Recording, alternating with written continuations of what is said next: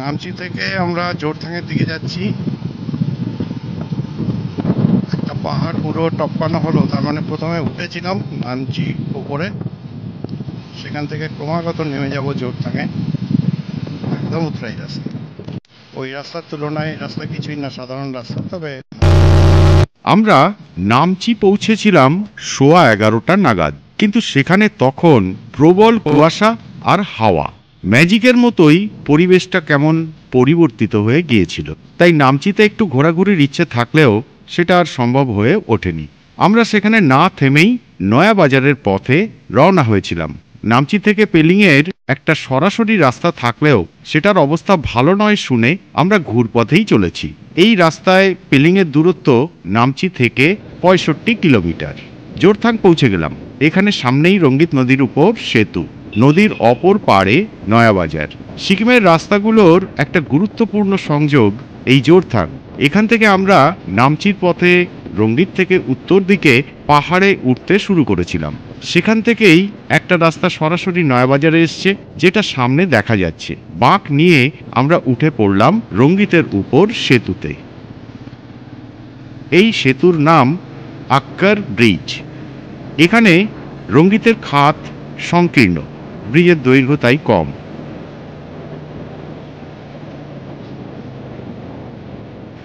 সামনের রাস্তাটার বাঁদিকে গেলেই দার্জিলিং অর্থাৎ পশ্চিমবঙ্গে চলে গেছে। আমরা ডান দিকে বাঁক নিয়ে লেকশিপের পথ ধরলাম।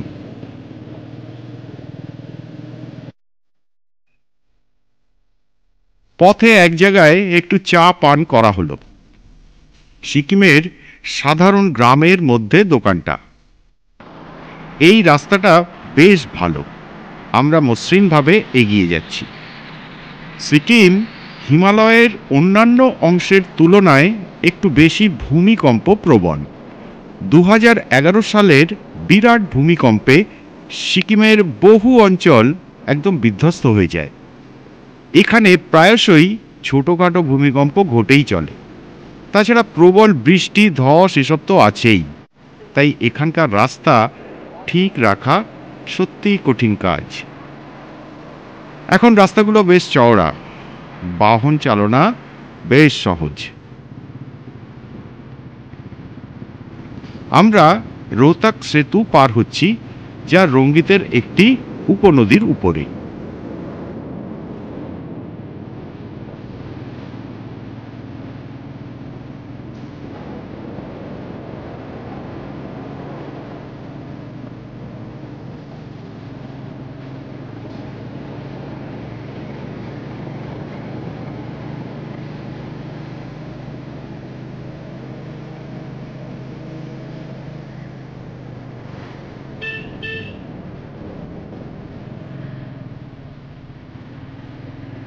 আমরা রঙ্গিতের প্রধান শাখা ধরে চলেছি। নদীর পাশ দিয়েই রাস্তা হলেও নদী চোখের আড়ালে।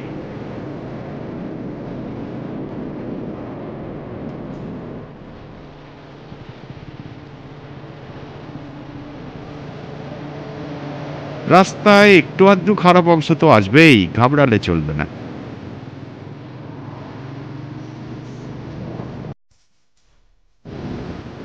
হঠাৎই পথে টানেল। সিকিমে আমরা এই প্রথম টানেল পথে চলেছি। হিমাচল বা লাদাখের বিখ্যাত টানেলগুলোর তুলনায় এটা নেহাতি সাধারণ একটা টানেল।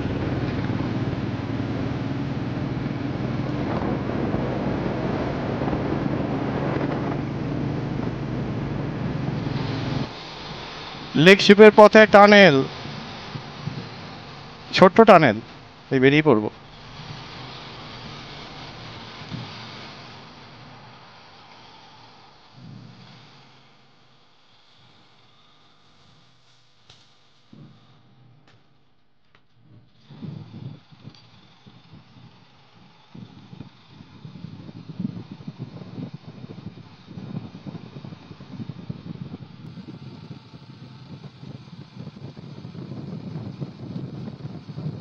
ঘড়িতে এখন 12:50 বাজে। আবহাওয়া বেশ ভালো। নদীর একদম পাশ দিয়ে রাস্তা, মাঝে মাঝে তার দেখাও পাওয়া যাচ্ছে।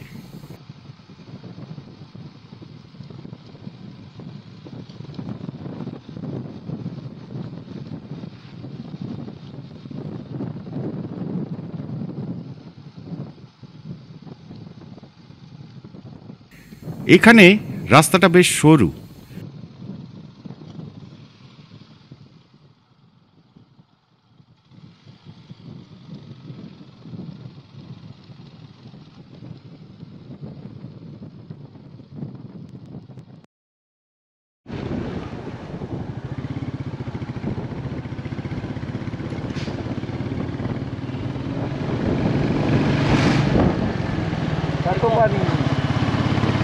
কাতো পানি মানে এখানে নিশ্চয়ই কোনো একটা গরম জলের স্প্রিং আছে। কাতো পানি মানে হচ্ছে গরম জল।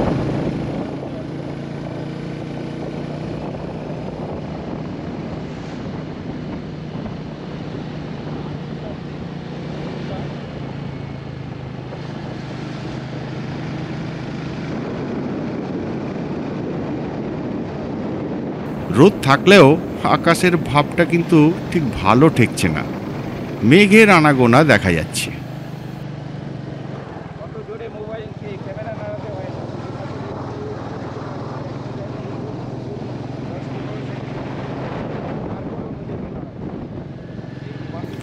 সুন্দর সবুজ পাহাড় সামনে, বেশ ভালো লাগছে। সামনে রঙ্গিতের উপর জলবিদ্যুৎ কেন্দ্র।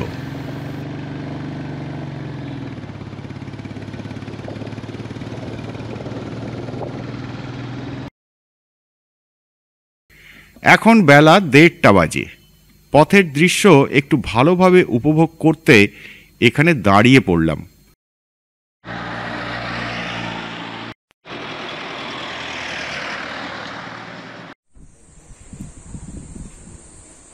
লেকশিপের পরে গেজিংয়ের পথে এই জায়গাটা।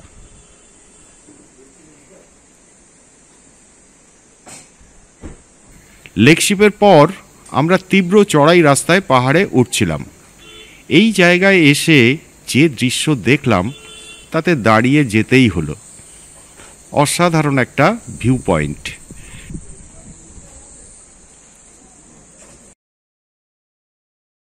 পথের চড়াইটা কেমন তা এই বাঁকের মুখটা দেখলেই মালুম হবে। নিচে আমাদের ফেলে আসা পথ দেখা যাচ্ছে। এখন আকাশটা আরো ঘোলাটে হয়ে এলো, মনটা কু গাইছে। বৃষ্টি হলে খুব নাকাল অবস্থা হবে। দেখা যাক কি হয়, এখন তো আনন্দ করে নিই।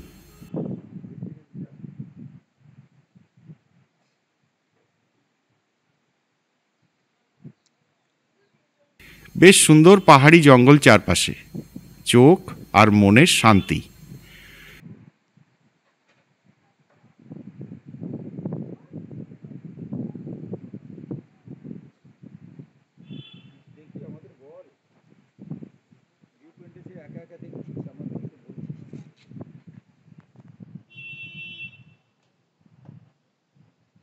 নদী থেকে এই জায়গাটা বেশ উঁচুতে বলে এখান থেকে অনেকটা দূর পর্যন্ত দেখা যায়। এই যে আমাদের স্যার, পাশে আরেকজন স্যার। এই স্যার খুব কঠিন অঙ্ক দিত, আমরা পারতাম না। বাজে কথা, পড়াশোনা খুব বিরক্ত করেছে, খুব বিরক্ত করেছে। আর লাস্টে তো আমরা তাড়িয়ে দিলাম, তারপরে দেশ ছাড়া হয়ে চলে গেলেন। দেখলাম কেউই অঙ্ক পাচ্ছে না। স্কুলে অঙ্ক শিখিয়ে লাভ নেই। স্কুলে অঙ্ক শিখিয়ে লাভ নেই। সুপ্রিয় আমার এবং দেবাংশুর ছাত্র। বিভিন্ন সফরে ও আমার সঙ্গী হয়েছে, তবে দেবাংশুর সাথে ওই প্রথমবার এসেছে। দেবাংশু প্রথমে গোবরডাঙ্গায় আমাদের স্কুলেই ছিল, পরে বদলি নিয়ে বরানগর রামকৃষ্ণ মিশনে চলে গেছে। শিবম বরানগর রামকৃষ্ণ মিশনেরই শিক্ষক। অল্প বয়সী চমৎকার ছেলে। ও আমাদের সাথে প্রথমবার 2 চাকার সফরে এসেছে।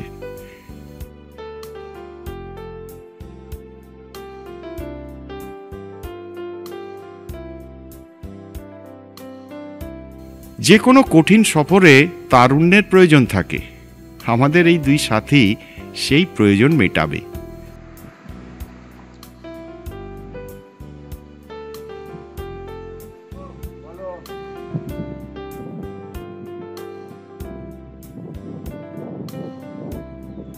আমরা এখন পেলিংয়ের পথে, মাঝখানে একটু চা খেতে বিরতি।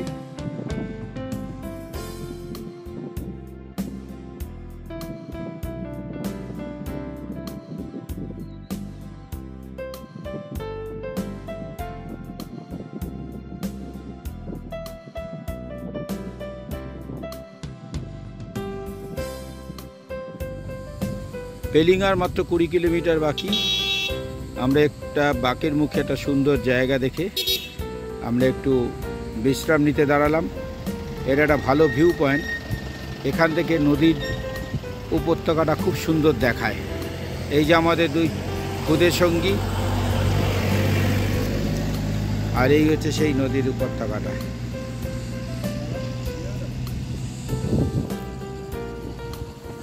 এখানে একটু টিএন সেশনে ভাই ফটো সেশন।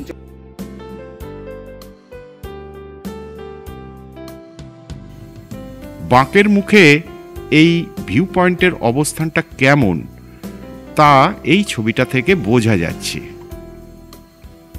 এখান থেকে রঙ্গিত নদীকে সরু ফিতার মতো দেখাচ্ছে। পশ্চিম সিকিমের প্রধান নদী এই রঙ্গিত, যা তিস্তার প্রধান উপনদীও বটে। আমরা গেজিং পার হয়ে পেলিংয়ের পথে চলেছি। এখান থেকে পেলিংয়ের দূরত্ব 10 কিলোমিটারের মতো।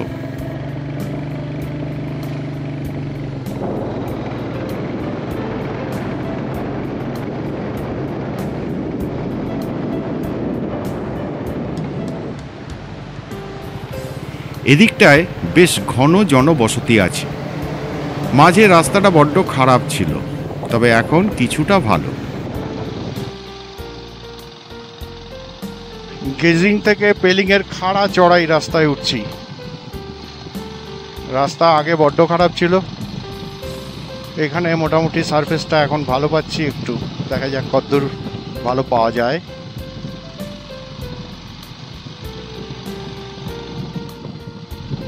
জায়গাটার নাম সম্ভবত কিয়াবা। গাড়ির সেকেন্ড গিয়ারে উঠছে টানা।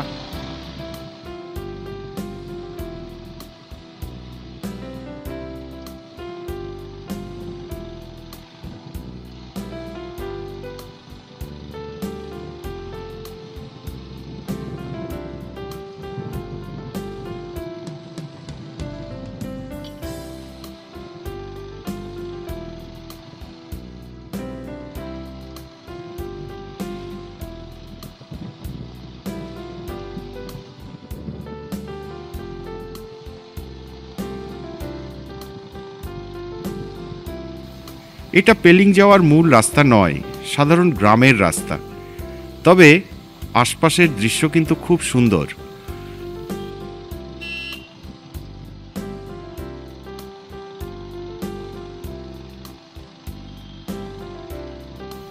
নির্জন বনপথের মধ্য দিয়ে টানা চড়াই পথে এগোচ্ছি আমরা।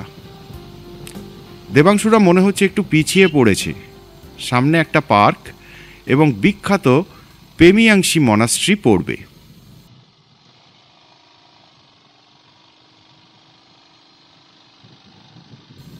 কিন্তু আকাশের অবস্থা খারাপ, যে কোনো সময় বৃষ্টি নামবে। 3:30 নাগাদ পেলিং পৌঁছে খোঁজ খবর নিয়ে হোমস্টেতে ঢুকতে ঢুকতে বৃষ্টি শুরু হয়ে গেল। আমরা অল্প ভিজলাম। দেবাংশুরা একটু পরে আসায় ওরা কিন্তু একদমই ভিজে গেল। সাফ সূত্র হয়ে বাইরে বের হয়েছি। কিছু পরে বৃষ্টি থামল। আকাশে মেঘের আনাগোনা।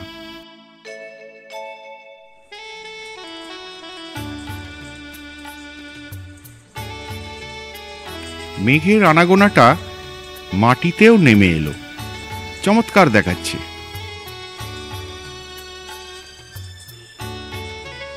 আমাদের হোমস্টেটা শহুরে কোলাহলের বাইরে ইয়কসাম রোডের উপর। ব্যবস্থা মোটামুটি ভালো, তবে আন্তরিকতাটা যথেষ্ট।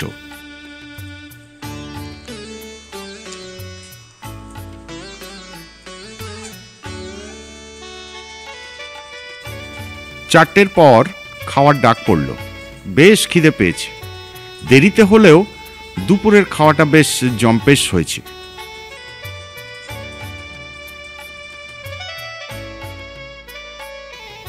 আকাশ জুড়ে মেঘের আনাগোনাটা খুবই সুন্দর দেখাচ্ছে।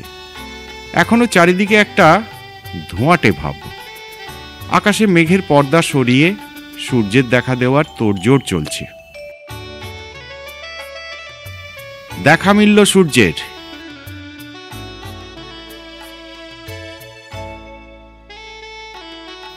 আমাদের হোটেলের পাশ দিয়ে যাওয়ার রাস্তাটা গ্রামের বসতিতে চলে গেছে। বৃষ্টির পরে রোদ উঠেছে।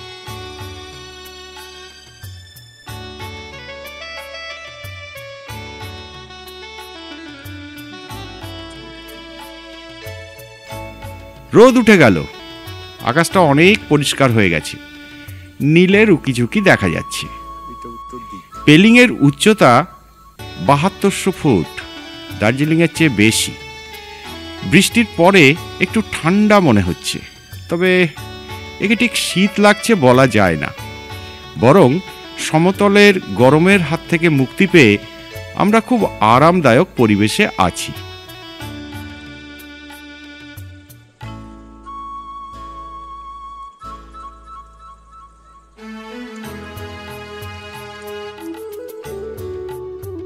এদিকটাতেই সপার্শ্বদ কাঞ্চনজঙ্ঘার দেখা মেলে, তবে এখন ওদিকে কিছু আছে কিনা তা বোঝার উপায় নেই।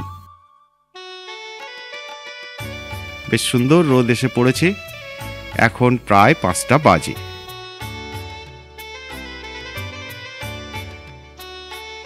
অসাধারণ লিলি ফুটে আছে এখানে।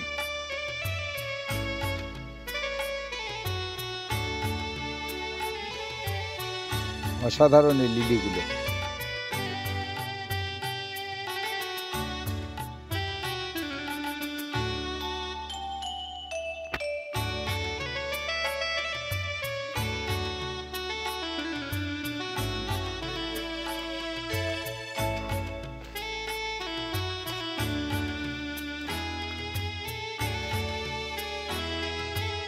পাহাড়ি জায়গার মানুষ ফুল গাছ ভালোবাসে। এখানকার আবহাওয়ায় ফুল ফোটেও ভালো। এখানে ফুলের অভাব নেই। তাদের কিছু নমুনা পেশ করছি।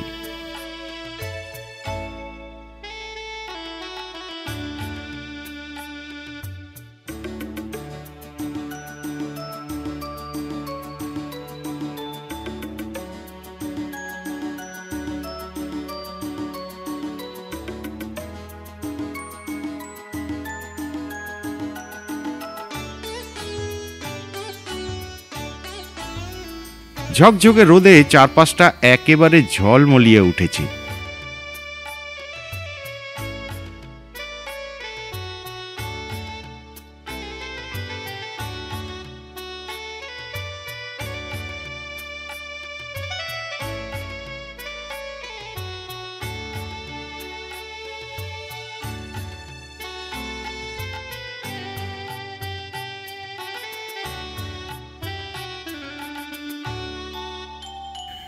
আকাশে সুন্দর আলোর ছটাও মিলে গেল, কিন্তু তুষার শৃঙ্গগুলো এখনো ভালো দেখা যাচ্ছে না।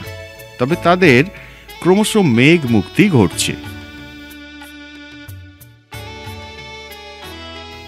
অবশেষে কাঞ্চনজঙ্ঘার দেখা মিলল। দার্জিলিং হিমালয়ের তুলনায় এখানে আরো কাছে তাকে দেখা যায়। পরন্ত সোনা রোদের আভা তার গায়ে। দিন শেষের আলোয় উজ্জ্বল কাঞ্চনজঙ্ঘা দেখে আজকের দিনটার সমাপ্তি ঘটল।